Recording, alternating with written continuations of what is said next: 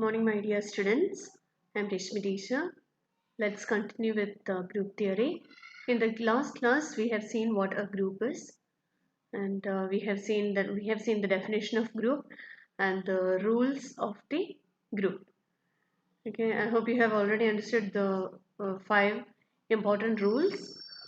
This question has been repeatedly asked during the university exam for university exam.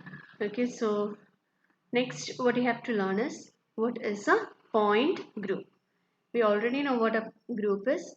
A group is a complete set of members where the members are operations which are related to each other by certain rules. Okay, and each member may be called an element. So, what is a point group? A point group is a group in which we have so many operations. We are performing the operations on that particular molecule.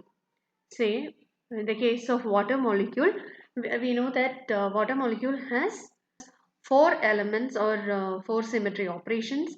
That is the identity operation. Then we have the C2 axis of rotation. Then we have two sigma v planes. Okay, we have two sigma v planes, one passing only through oxygen and the other passing through all the three atoms, that is oxygen and two hydrogen atoms. The peculiarity you can notice when we perform or when we do some operations, when we perform some operations, all these operations on the water molecule, we can see that one point will remain unchanged. Okay, where we have in the water molecule identity element. Okay, identity element is an or identity operation is an operation which leaves the molecule unchanged. Okay, so in that case all the 3 points remain the same, that is oxygen and the two hydrogens remain in the same place.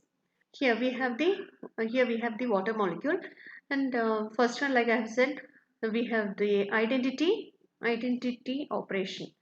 The water molecule has identity operation where identity operation leaves the molecule completely unchanged.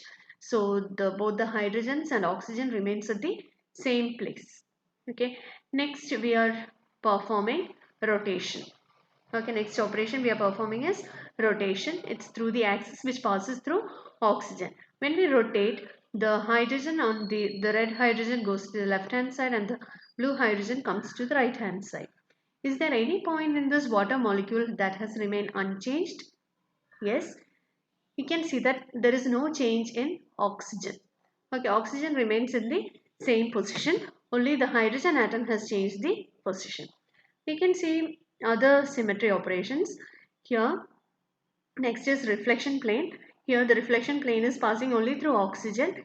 Here also the hydrogen atoms have interchanged their positions, whereas oxygen remains at the same point. Here you can see that there is another reflection plane. Here there is another reflection plane where you can see that the plane passes through all the atoms, that is both the hydrogen atoms and the oxygen atom, and here also all the three atoms remain in the same position. So now let's consider all the four symmetry operations. That is the uh, first one, identity operation, where all the atoms remain in the same place. C2 axis where oxygen was in the same place. Then the sigma v plane which passes only through oxygen, that is oxygen remains in the same place, and the last one is the plane which passes through all the atoms where all the atoms remains in the same place. So throughout you can see that there is no change in the position of oxygen. Okay, or there is no change in that one point. Okay, here that point is oxygen. So point groups are where you can see when the symmetry operations in a group are performed on that particular molecule, there will be at least one point that remains unchanged. There will be at least one point that remains unchanged throughout. Throughout, one point will remain unchanged. You can take the case of ammonia. Ammonia, we know that there are six symmetry operations. That is, the first one is identity operation E, where all the atoms remain in the same place. Next is C3, where C3 axis passing through nitrogen, where nitrogen remains in the same place, whereas all the three hydrogens keep changing their positions. Then you have the sigma, then you have the sigma V planes, where one sigma V plane is passing through nitrogen and hydrogen 1. The two hydrogens will change their position. The next one is nitrogen and hydrogen 2.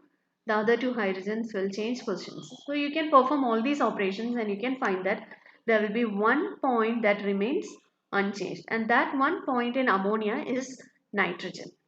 Okay.